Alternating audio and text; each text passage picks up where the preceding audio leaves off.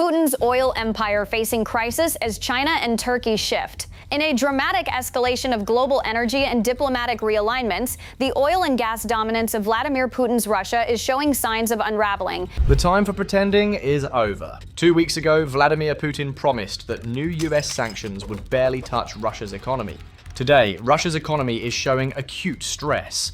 Russian businesses are collapsing. Oil tankers are stranded at sea, and the Kremlin is begging Beijing for cash. This isn't just economic turbulence, it's a financial breakdown.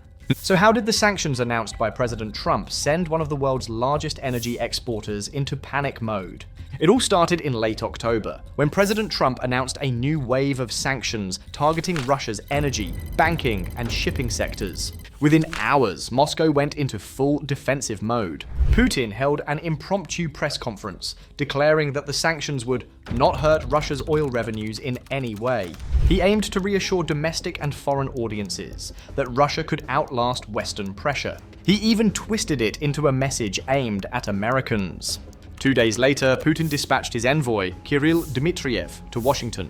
Dmitriev repeated Putin's line word for word. Russia's position is that its national interests must be respected, and that those sanctions and unfriendly measures will absolutely not affect Russia's economy.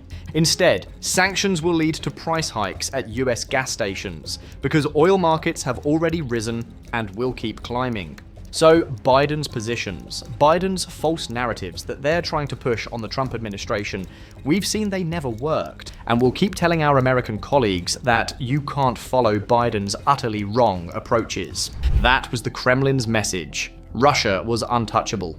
2 weeks later, the illusion shattered. The reason for this collapse is simple. Russia's economy runs on oil. 78% of the Kremlin's budget is funded by oil and gas revenue.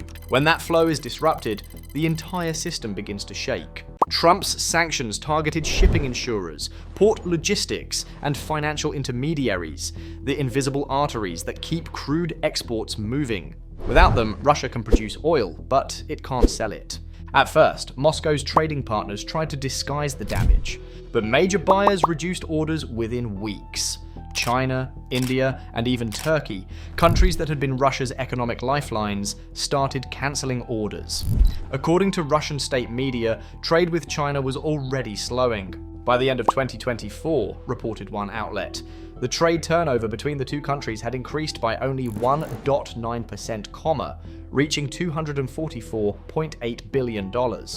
After the first 3 quarters of this year, the indicator had decreased by 9.4% in annual terms, amounting to $163.6 billion.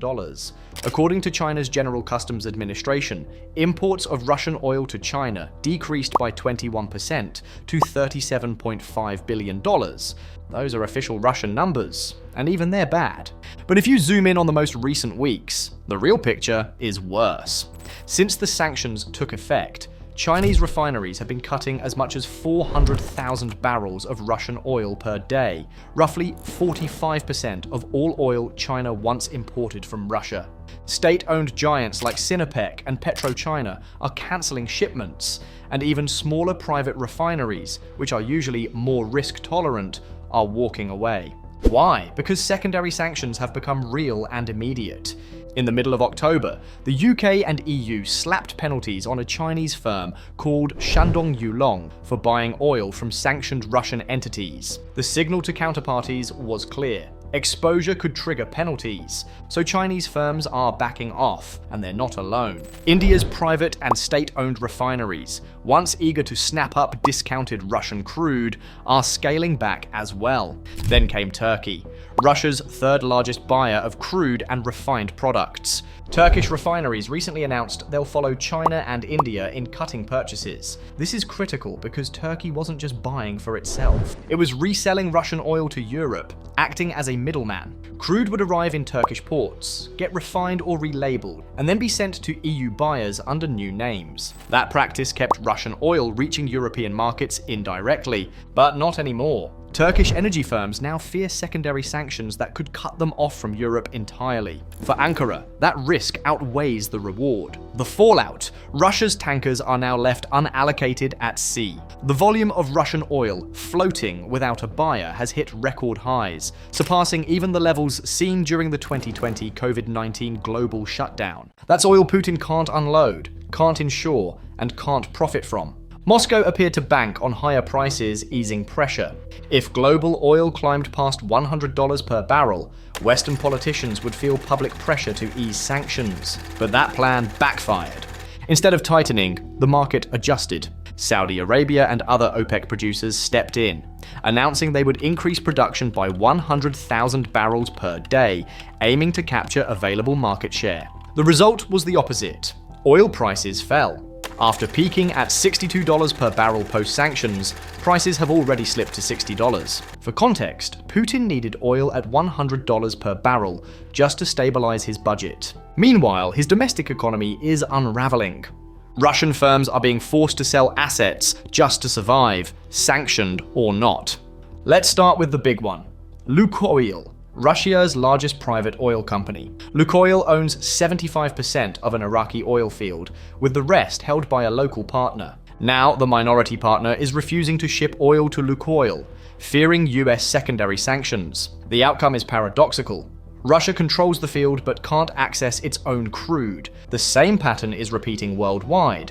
Lukoil's Swiss trading arm can't charter ships. International carriers refuse to touch Russian-linked cargoes. In Finland, Lukoil's chain of gas stations has been paralyzed because banks refuse to process transactions. Each piece of its empire, from Europe to Asia, is being dismantled, sold off, or left idle. Under the new sanction rules, Lukoil has 1 month to divest, but as panic spreads, the value of its assets is plummeting daily.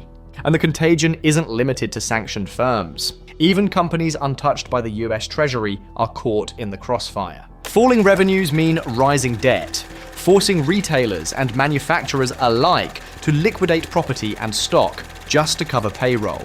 Russia's economy is now experiencing a negative feedback cycle. Lower exports mean less revenue, which leads to more sell-offs and higher inflation risk. The Kremlin's finances tell the same story. At the start of the year, Russia planned a 1 trillion ruble deficit. 10 months later, the gap has ballooned to 6 trillion rubles, 6 times higher than projected. Sanctions are biting, but low oil prices make it worse. Every dollar that oil drops below budget expectations drains billions from state coffers. So Moscow is improvising. The government is now borrowing in Chinese yuan, issuing debt directly in Beijing's currency. The logic is pragmatic. Russian oil companies still hold large yuan reserves from past sales to China. By selling bonds denominated in yuan, the Kremlin can tap that liquidity without printing rubles, which would stoke inflation. On paper, it's clever. In practice, it's desperation, a last resort for a shrinking empire. Russia is effectively increasing its reliance on foreign currency financing to stay solvent. The more it borrows in foreign currency, the more dependent it becomes on Beijing's goodwill. And that's the irony. To survive sanctions, Putin is now doing exactly what he accused others of doing: surrendering leverage to a foreign power. Even as the economy bleeds, the war continues, and so do Ukraine's counterstrikes. Hours before this report, a Ukrainian drone struck a major Russian oil refinery, forcing a complete production shutdown. According to Putin, it wasn't a drone, it was drone debris. But either way, local footage showed damage. The facility reported a shutdown. Each attack further chokes the supply chain that funds Russia's military machine. And every day those refineries stay down, the Kremlin loses millions more in tax revenue. At this point, Russia isn't just fighting a war in Ukraine, it's fighting a cash shortage at home. For the rest of the world, the picture looks surprisingly stable. Thanks to OPEC's quick response, global oil prices remain under control.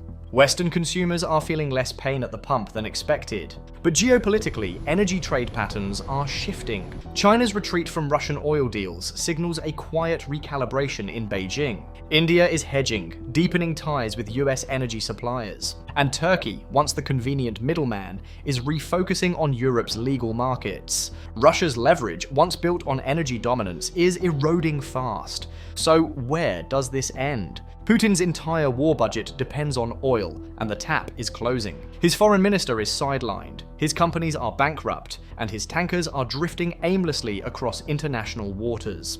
2 weeks ago, the Kremlin mocked US sanctions. Today, it's begging for yuan loans to keep the lights on.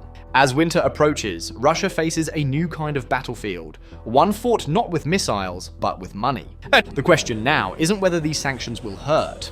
It's whether Putin can survive them. Viewers can subscribe to weekly reports on Russia's energy finances, and Sanctions for deeper weekly reports on the shifting power dynamics inside Russia's collapsing oil empire.